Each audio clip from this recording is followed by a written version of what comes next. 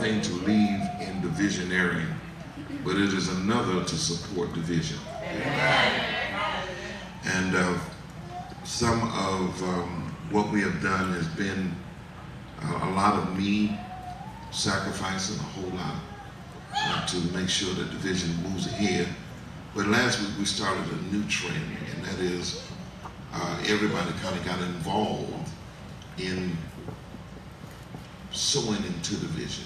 I want to thank you for not only believing in the visionary, but supporting the vision. And that means a whole lot, amen.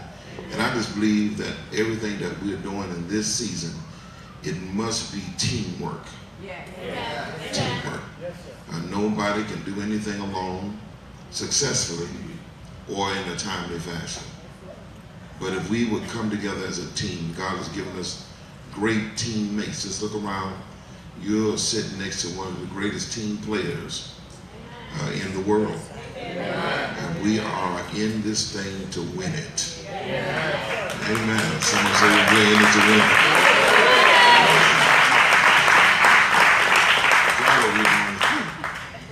Get one of them fans of a woman, man, and stop looking like that. Hey, man, you're a fan like a woman. Get that fan to Sister Joyce.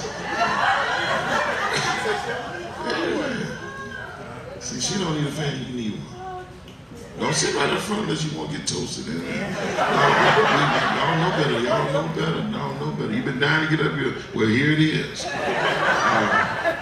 On yesterday, we had a wonderful, wonderful, successful car wash. For all those who are involved in the car wash, stand up. All those who are involved in the car wash, stand up. All those out there involved in the car wash, stand up, stand up.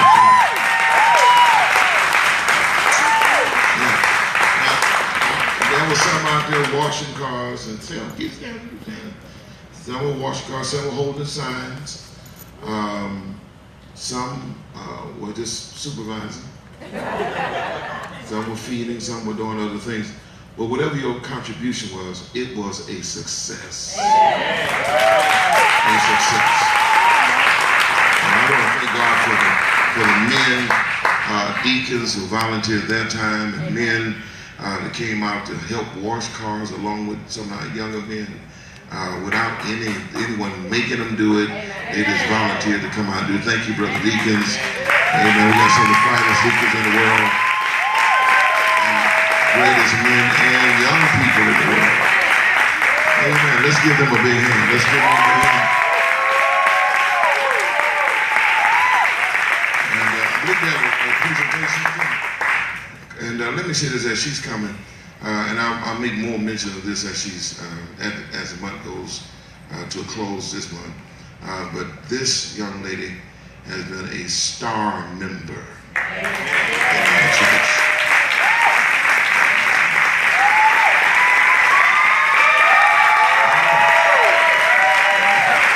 Yeah. She has some people come in, they take, and some people come in to give.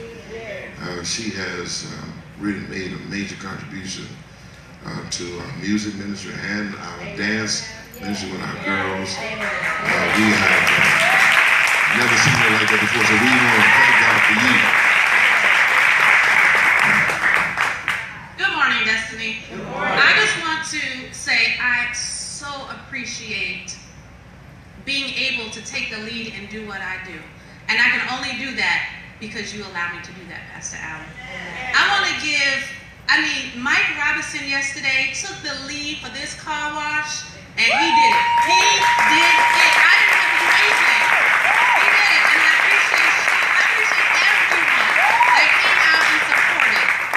When I thought of this, I thought about a book bag drive. We had 67 book bags to give away. 67. And I'm so honored, and I appreciate everyone. With the car wash yesterday, my goal was 50 book bags, but we exceeded that. My goal, I was like, we'll probably raise $200. We have $280 to sow into putting a debt in debt from the youth department. $280. And I am so thankful for everyone who gave me $1 to anything. I appreciate all of you.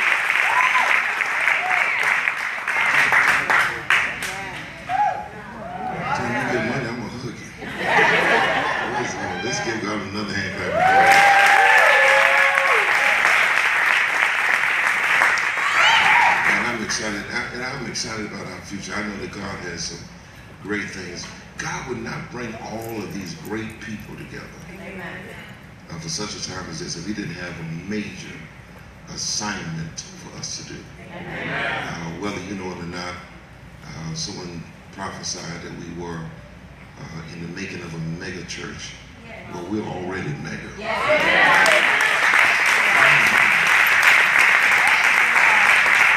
So glad to see Minister Starr back with us today. I understand they told you got a little medication going on, so I've been high before, so I know what it feels like.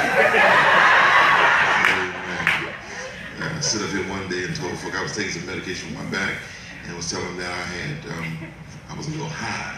They got offended. I said, well, it wasn't my fault. The doctor gave me this medicine. I wish I gave it to me a long time ago. But I understand where you are. We're glad to have you here. We want to continue to pray for Sister Mel Ford, who is having a remarkable recovery, and we want to thank God for her. Today, I want you to get your Bibles in your hand as we begin walking in this Word today. Yeah.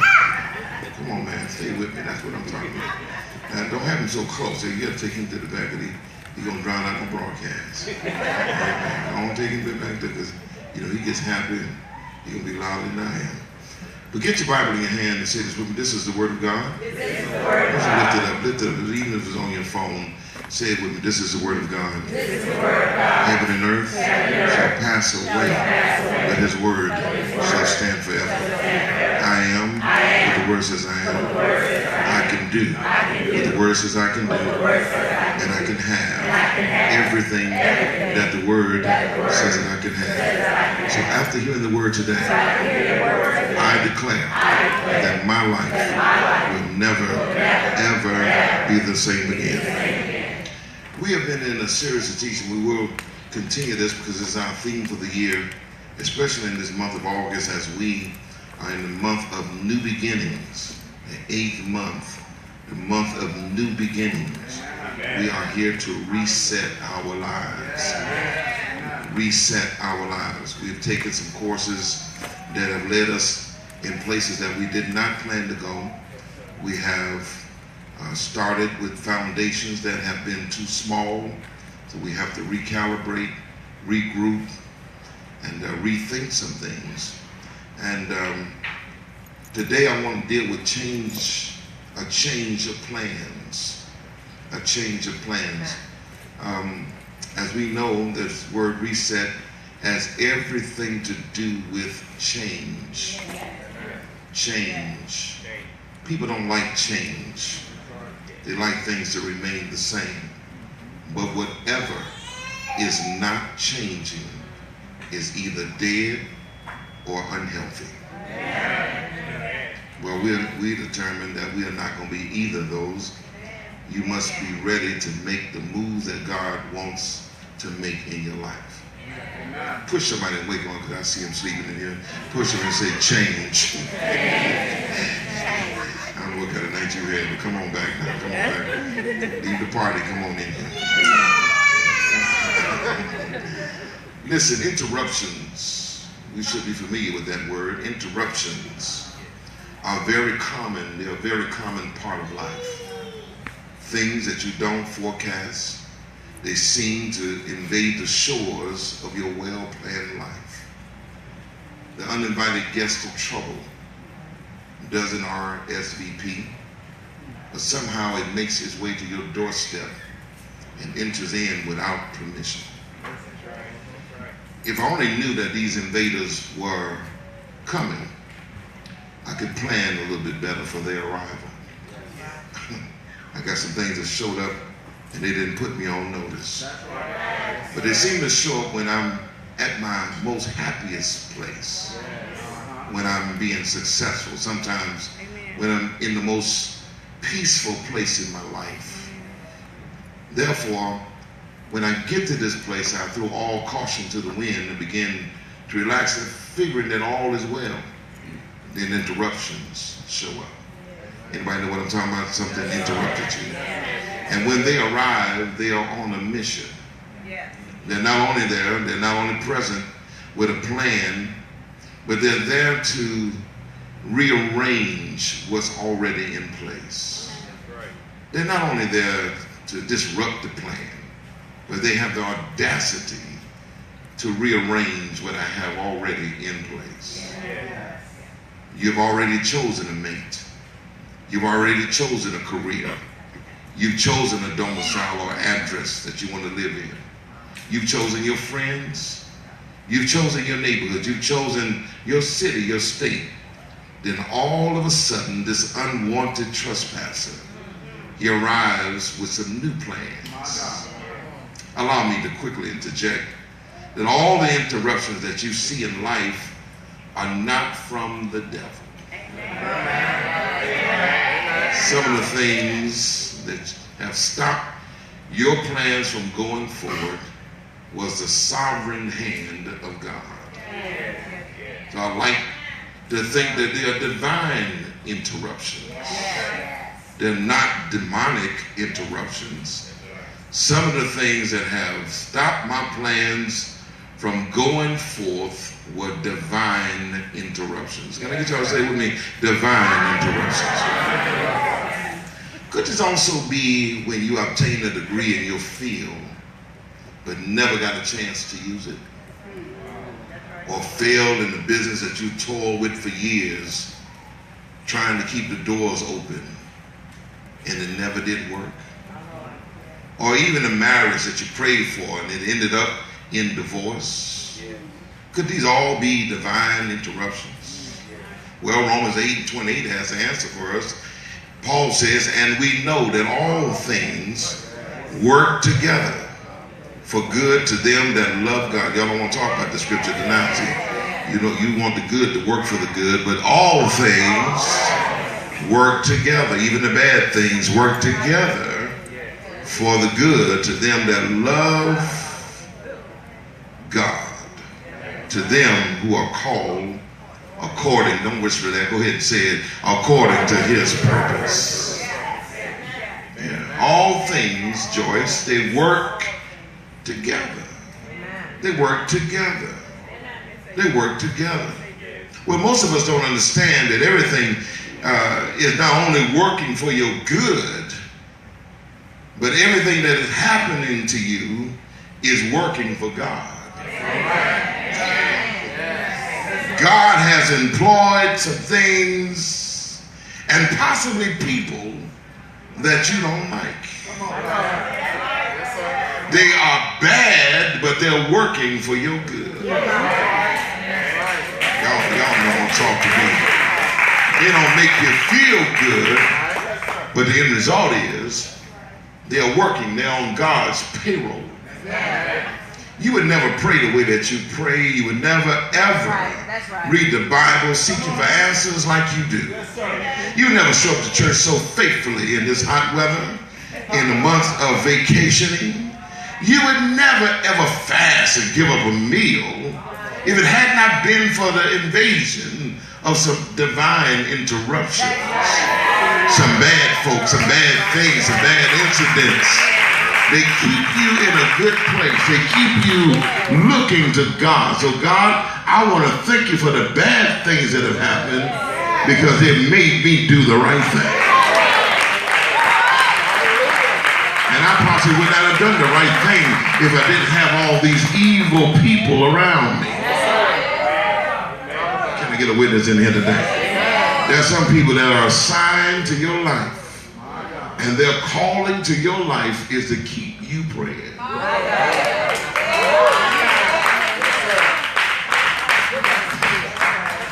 God even uses failures of life to prepare us for success.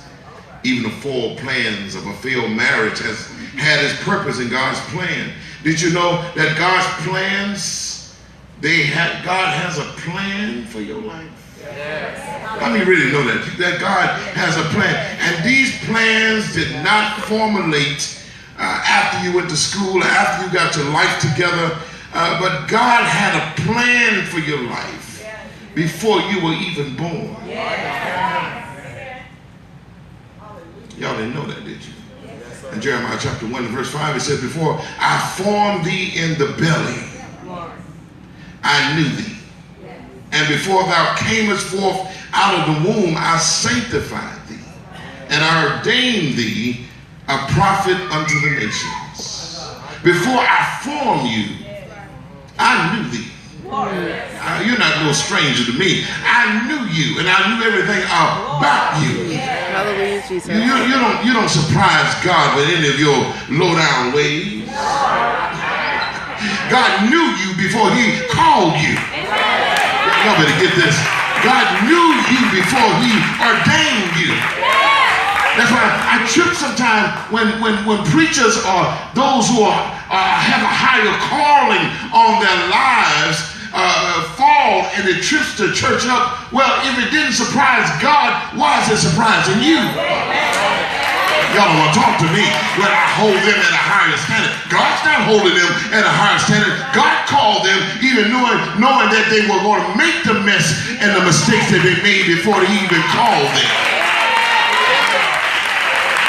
And if God only called good people, none of us would be called. This church, he's talking about you right now. He's talking about you. He's talking about you. He's talking about you. On the slick, he's talking about you. He really didn't mean to talk about you, but he did. He just slipped that one in. Yeah. If God was looking for somebody good to call, he wouldn't call none of us in this place here today. So God, I thank you today for looking beyond. I'll wait on you. God, I thank you for looking beyond all of my faults.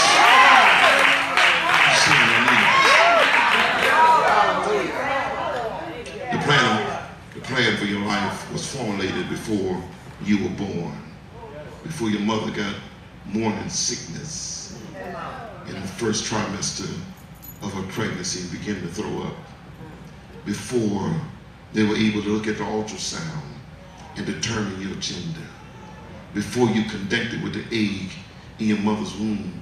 God had a plan for you. Yeah, God had a plan. And Jeremiah 29:11, you know the scripture for it. I know the plans I have for you, says the Lord, and they are plans for good and not for disaster, to give you a future and a hope. I don't care what it looks like right now, you have hope coming. And I don't care how disastrous it's looking. Yes, you're coming out of this thing that you're in, because you're in the plan. Oh, y'all better help me preach it today. Church people say, I'm in this plan. And don't pay attention to where I'm today, because what I'm in today is not indicative of where I'm going to be, because it's just a part of the process.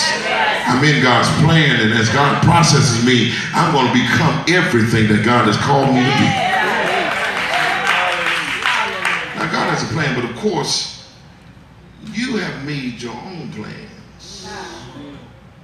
Wait a minute, let me say that again, because I hear an echo in this room, like there's no one here but me.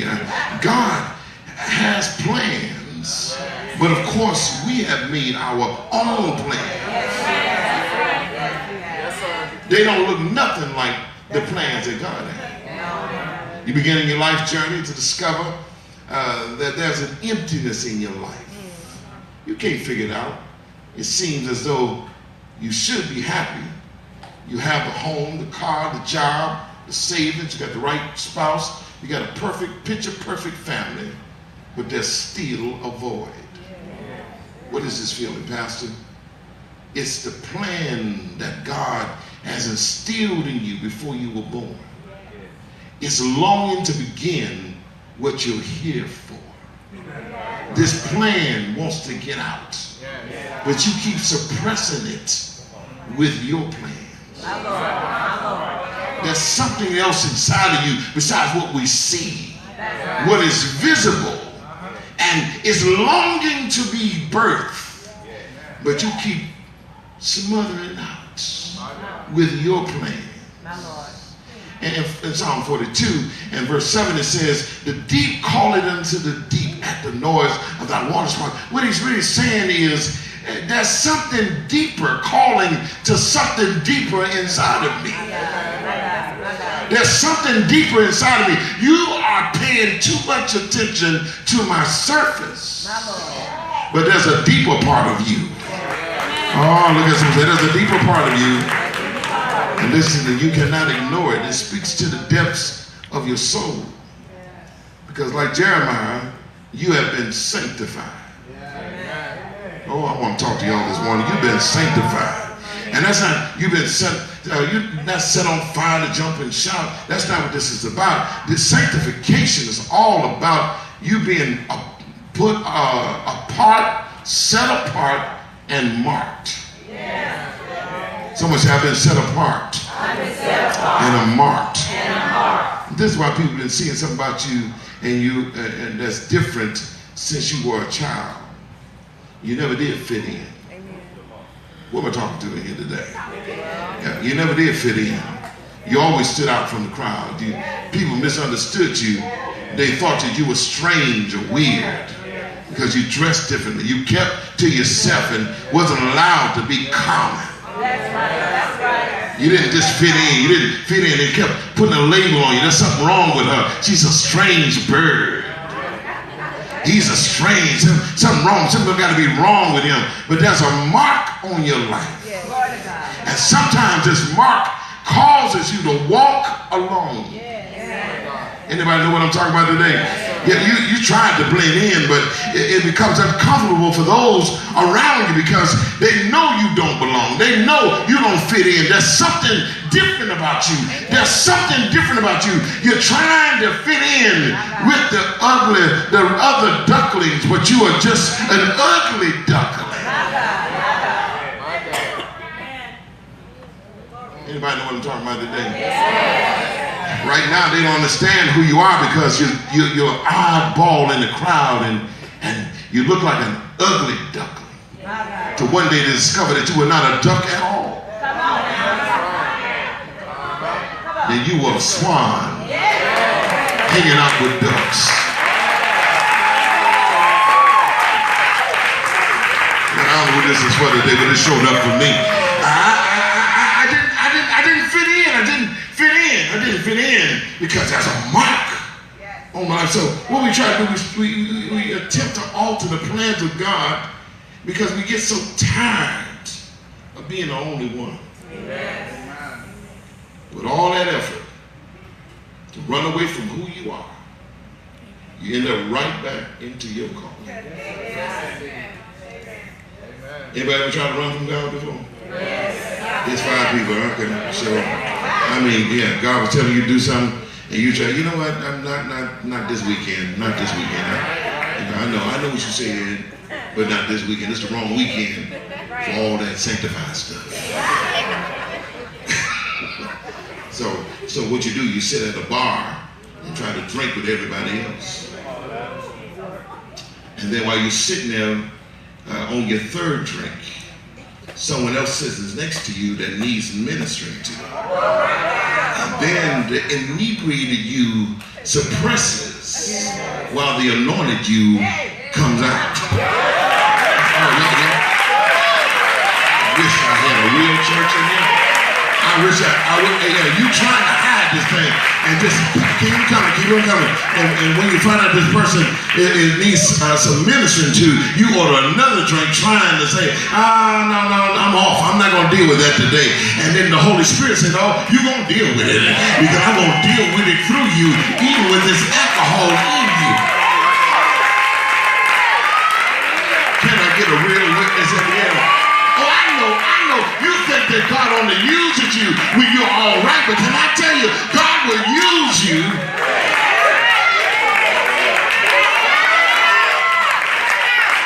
They don't sit here and play with me. I've been in this state for 35 years. I know better. I know there have been times, Sharonita, that I was in the wrong place, doing the wrong thing, at the wrong time, with the wrong person. And God said, oh, no, I don't care what you're doing, I'm going to interrupt that.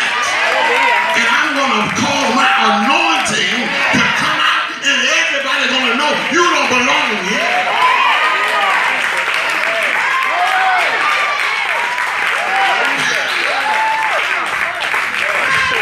I try to tell the story. I tell it so often that you may have heard it before, but man, I was living in New Orleans, and this has been some years ago. And man, I had bought me some new clothes, and And I said, my brother and I, Steve, and I, Pastor Steve, that was here just last week, and I hope he's watching this broadcast. And yeah, we came here on a mission, and that mission was to escape ministry. Yeah, that mission just to get our party on. Listen, it's been some years ago, so don't look at me like it was yesterday. It was years ago. And I'm going to tell you how far back it was. It was when Dominique's was open. Y'all ain't nothing about Dominique's. Yes, you do. Yes, you do. Hold on. Just say the devil is a liar. Yeah, Dominique's was open, and we went in there, and we had some little girls that we were hanging out with, and we were in there, and I was drinking, had a drink in my hand, trying to dance a little bit, and all of a sudden, as I was drinking and dancing and having a good time, saying, I ain't in New Orleans, nobody really knows me here.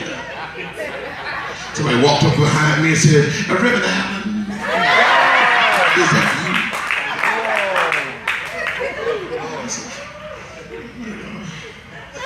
No, child, leave it on. This is Reverend Allen.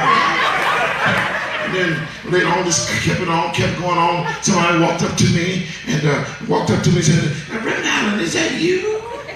Another person. And then the Holy Spirit said, see, you can run, but you can't hide.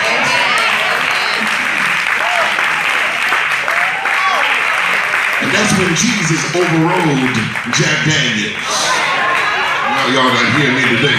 Yeah, see, just be real with me for a moment. I know you don't want nobody to know that you are anointed and sometimes not right. But can you just be a witness in this house? I ain't gonna tell nobody. Can I just get some people here to be a witness with me? That sometimes God uses me when I don't have all my stuff together.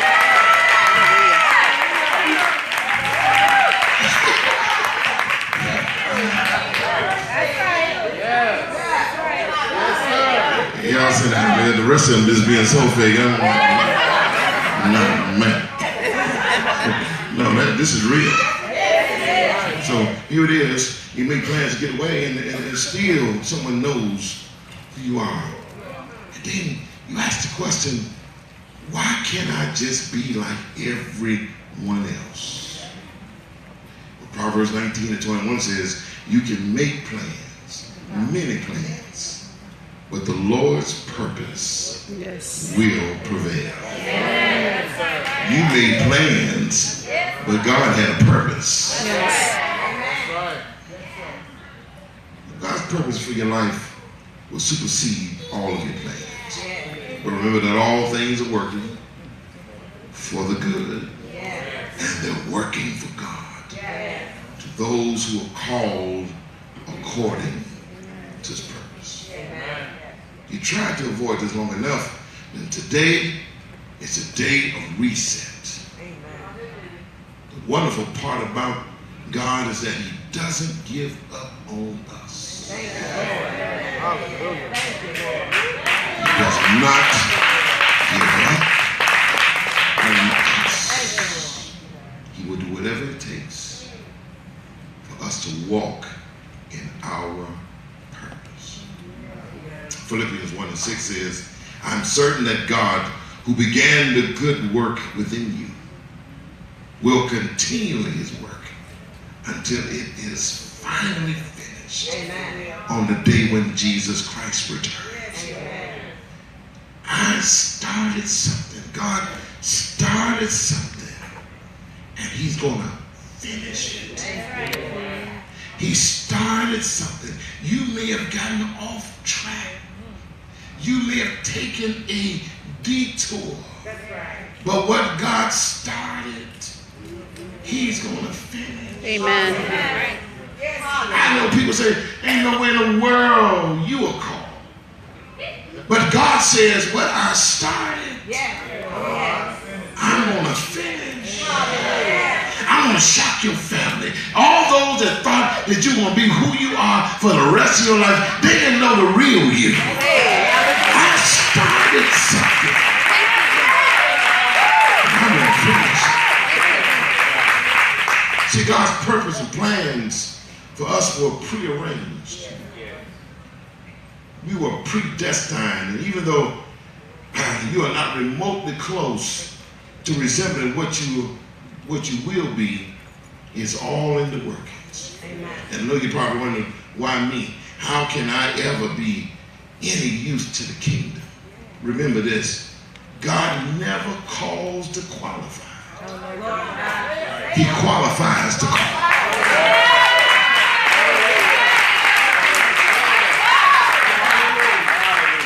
I'm a preacher here today. Somebody, you've been wondering about this thing, but Lord, thank you for freeing me today. God never ever calls those who you think should be called. Oh, he looked like a preacher. Really? Well, he's really a pimp. The one that doesn't look like anything is the one you got to watch out for, because God will always use somebody that you least expect. In Romans chapter 8 and verse 29, he says, for those God foreknew, he also predestined to be conformed to the image of his Son, that he might be the firstborn among many brothers and sisters. And those he predestined, he also called. And those he called, he also justified. And those he justified, he also glorified. What then shall we say in response to these things? If God is for us, who can be against us? Oh, you better hear this today. You are not an afterthought of God. You've been in his mind forever, and he knew that you would make some mistakes before you even got here, and justified you. Not only did he justify you, not only did he justify, that word means he made it all clear. Whatever you had on your record, he cleared it. He dropped the charges. And then he glorified you. He lifted you up so everybody would know. He set you apart so everybody would know there's something different about you. Then Paul says, when God has done all of this for you, who can undo it? Who can do anything against what God has done? If God is for you, who can be against you? So no matter what it looks like, you're in his plans. You're in his plans, and he will use all things to make sure that his purpose does prevail. Amen. Oh my God. Look at somebody. He's going to use whatever he needs to make sure his purpose prevails. Now, this brings me to one of my favorite writings in the Bible. It's found in Isaiah chapter 6. It speaks of a significant time in the life of this prophet. It is marked by the death of a king. In Isaiah chapter 6 and verse 1, it says, in the year that King Uzziah died, I saw also the Lord sitting upon the throne high and lifted up, and his train filled the temple. What is amazing about this passage, and get this, is that before Isaiah could recognize who God was, his king had to die. I'm going to read that again. I'm going to say that to you again. Listen, before Isaiah could recognize who God was and see God for who he was, his king had to die. That's the same case for some of us today. We'll never see God's plan for our lives until our king dies. What's possibly your king today? Your job could be your king. Yeah, your marriage could be your king. Your business could be your king. Your children could be your king. And for some of us, even church is the king. God says, I don't want nothing before me. I don't want nothing before me. And if I gotta cause something to die for you to see me, then I'll let it die. Oh, we don't want to hear that. Oh, Lord, please don't kill my king. But God says, you'll never see me until your king dies. You got to allow your king to die. Some of y'all got too much in too many other things, and too many other things get your attention and hold your attention and get your time, and God is calling you to do something great, but you got too many things pulling you pulling you away from God's plan and God's purpose for your life. You're all trapped up and wrapped up in other stuff, and God never gets anything from you. Why? Because you have another king, and you can't have two kings because there's only one kingdom. And God says, let me tell you something. I got to be the Lord of Lords and the King of Kings in your life. I can't have it. So Uzziah was a good king. But Isaiah couldn't see the Lord until he died. Verse 2 says, above it stood the seraphims. And I don't have a whole lot of time to deal with this today. But each one of them had 6 wings. Y'all know the story. With twain, he covered his face. And with twain, he covered his feet. And with twain, he did fly. This was a worshiping angel that was at God's beck and call. Whatever God needed, these angels would fly around the throne and they were just worshiping. And tell you what, the only thing they could say is in the next verse. Is in the next verse. It talks about how they flew around in the next verse, and they cried one unto another and said, holy, holy, holy is the Lord of hosts. The whole earth is full of his glory.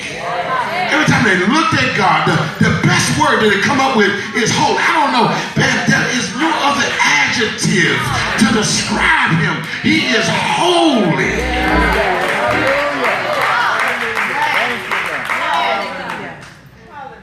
And the posts of the door moved at the voice of him that cried.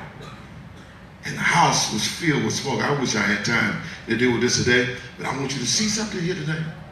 That once Isaiah didn't just see church folk. Once he didn't come in with his eyes on his former king. But this day, he saw the King of Kings high and lifted up. Yeah. See, the problem with some of us here today, every time you come to church, you see me.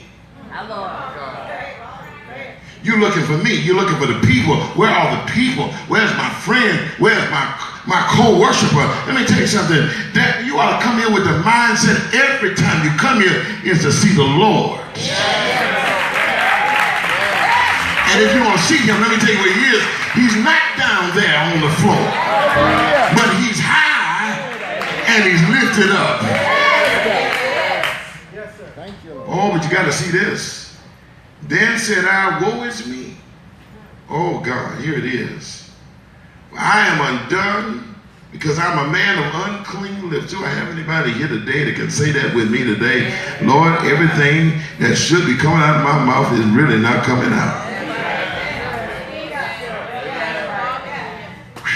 Oh, I got some fakers in here today. Come on. I need every cusser in here to say hallelujah.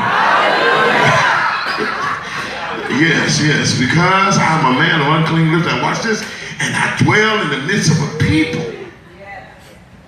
Not only are my lips unclean, but the people I hang around, they are unclean like me. I can't get no better. Because the people I hang around, what's up on there? Take that off the screen so they can start reading. The people I hang around, they are no better than me. Yeah. Is anything up there now? Oh, yeah. Y'all reading that now. That's y'all out of your mind. Listen. But look what happens. Once you see the king, it's like looking in a mirror. Because some of us, not only that, once we see how holy God is, then we'll see how undone we are. See, the reason you walk around here all narcissistic and all pompous and all up in the air is because you haven't been reading your Bible. Every time you read the Word of God, you get a peek at God. And when you peek at God, you realize that I ain't all that I thought I was. I thought I was all that in a bag of chips, but when I found out how holy God is, I realized how wretched and undone I am.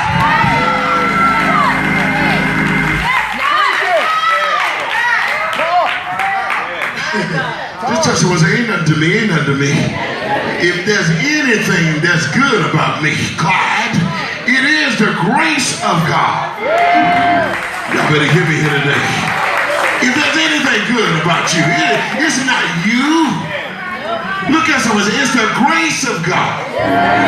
If God didn't keep me, if God didn't hold me in his hand, if God didn't surround me with angels, I would do anything.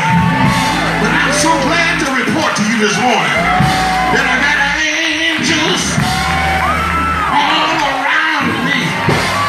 And sometimes when I would do wrong, God's angels steer me in another direction. Someone shouted out with me, God is keeping me.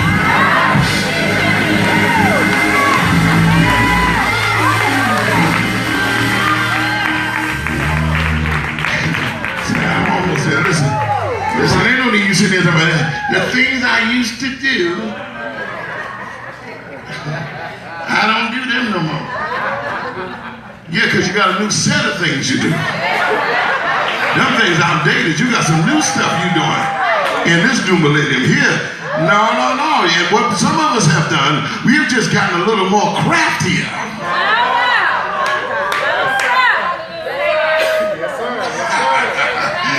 Oh, Lord. We're a little slicker with our mess. Oh, no, baby. You ain't never catch me doing the wrong thing. Because I drive all the way to the other side of town. If you catch me over there, man, see what you doing over here. No, ain't gonna be none of that over here. Ain't that the things I used to do, I don't do. I just don't do them as often.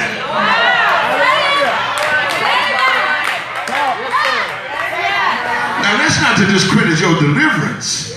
Because there are some things that have been removed from us. But there's still some things that God is working on. Somebody here need to be a witness. God, keep on working on me. Keep on fixing me. Keep on cleansing me. Keep on washing me. Keep on purifying me.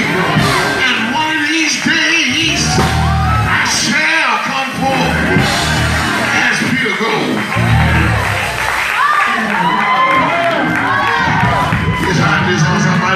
I might as well preach. Look, I said, I'm going to come forth. Just keep on being patient with me. Be patient with me. God is still working on me. God is still working on me. God is still working. And one of these days,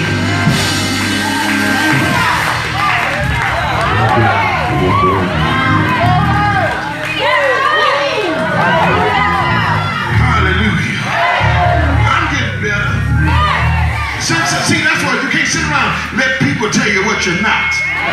In order for you to tell me what I'm not, you have to go back to where I started. You don't know the mess I came out of. If you only saw me before the Lord put his hands on me. Before he put his hands on me, I was a mess. But I'm not the same person.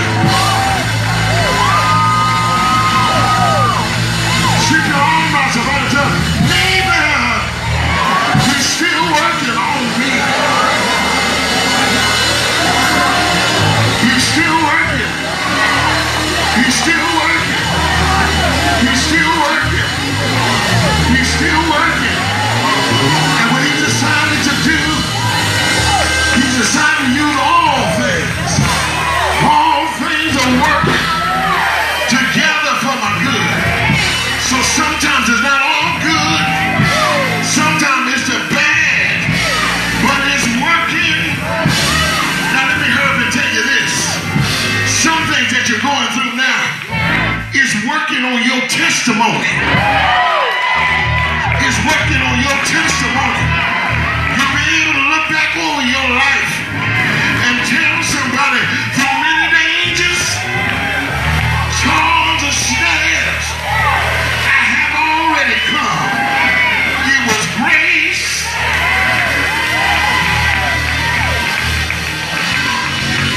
Just hold somebody's hand and say, he's working on my testimony. Because there's somebody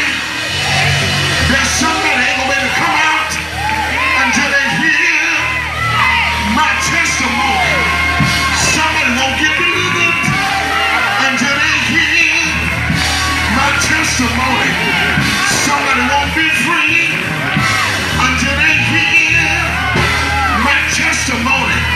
When I tell you, I've been on the bottom, and God, He's able.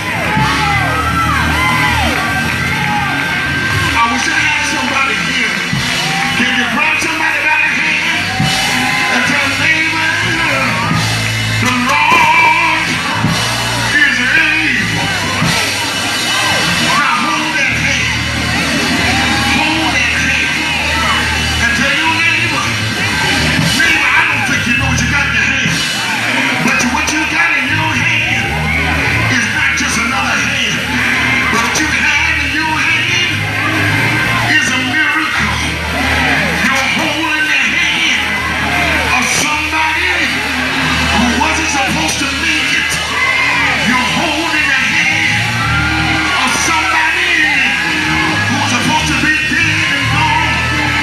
You're holding the hand of somebody who's supposed to be strung out on drugs. But for all the devil has put me through, I'm still here.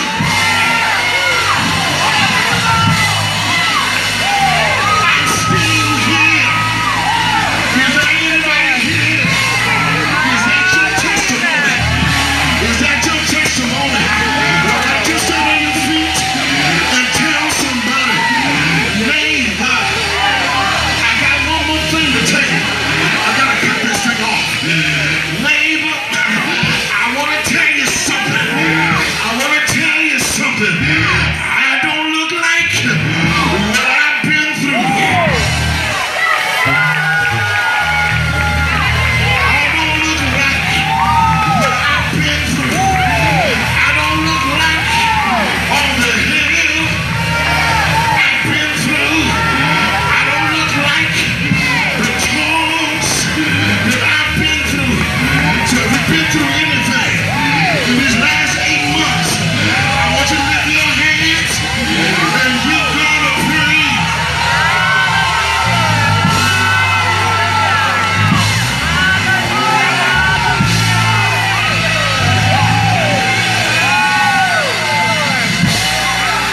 Give him a praise. Give him a praise. Give him a praise.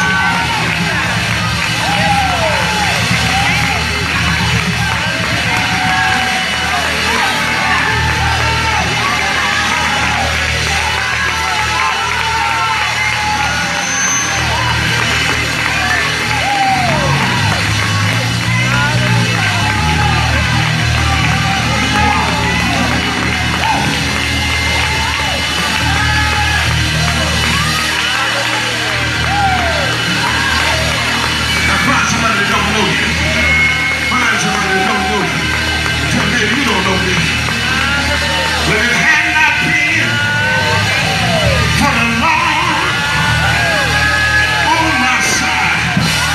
If it had not been, if it had not been, if it had not been for the Lord on my side, I don't know where I'd be, but I'm here to tell you, He's been good. He's been good. He's been good. Woo!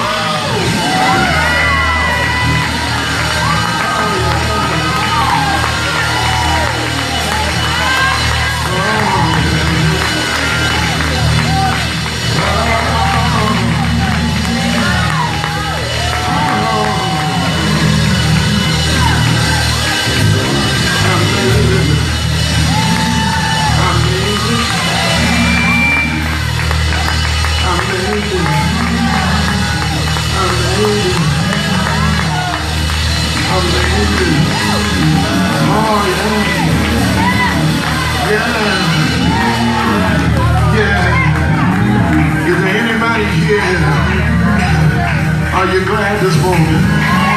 Are you glad this morning? God didn't give up on you. Didn't give up on you. He's still working it out.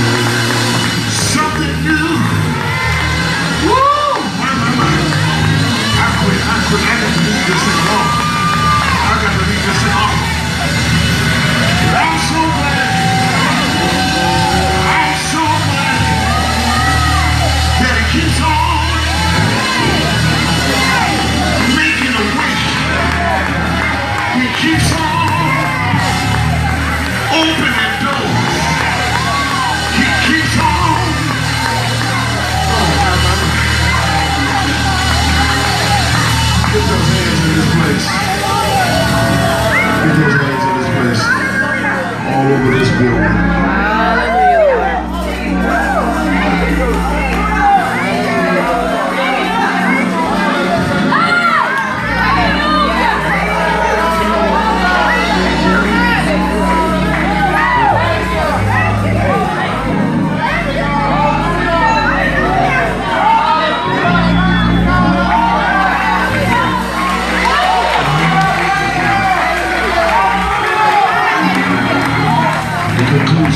Story is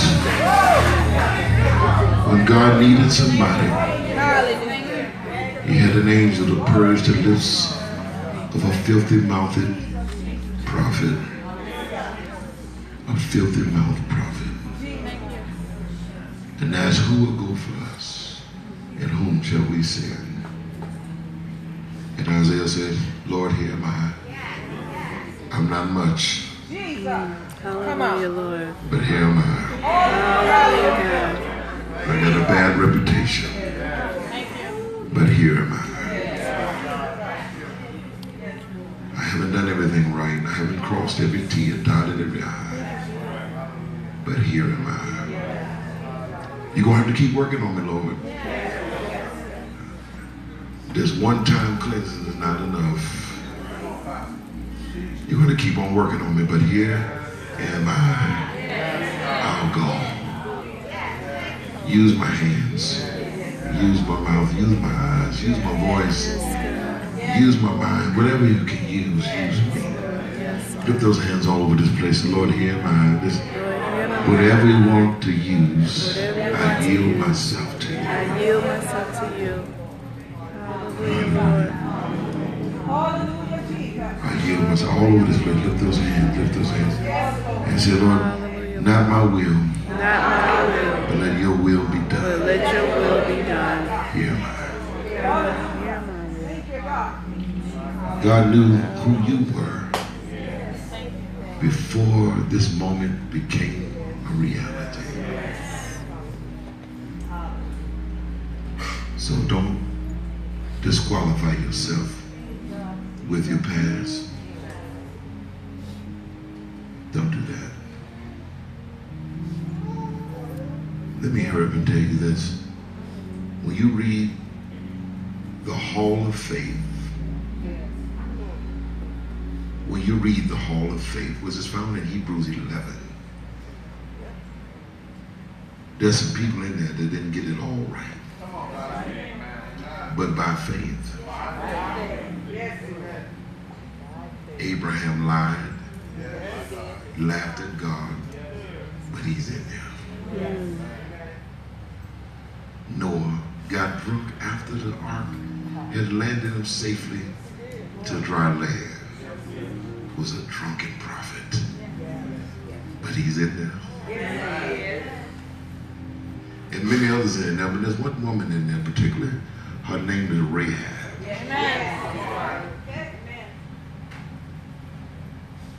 She was a harlot, for lack of a better word. That's what the Bible calls it, a woman of the night. And God used her. And by faith, she's in there. Can I tell you, the Hall of Faith is not closed. God is still adding names to the Hall of Faith.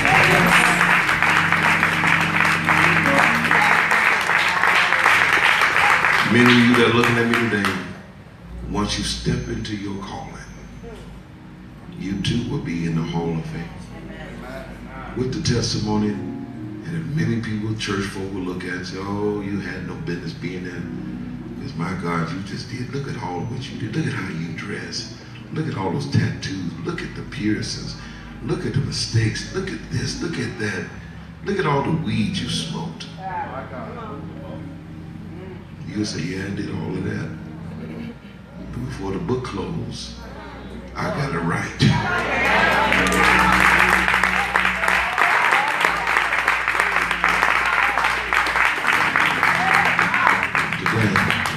Today, I'm urging you before the book closes to get it right. Seek God today, Lord.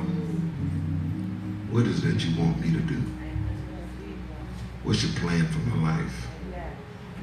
He has one. Make sure you walk in it today.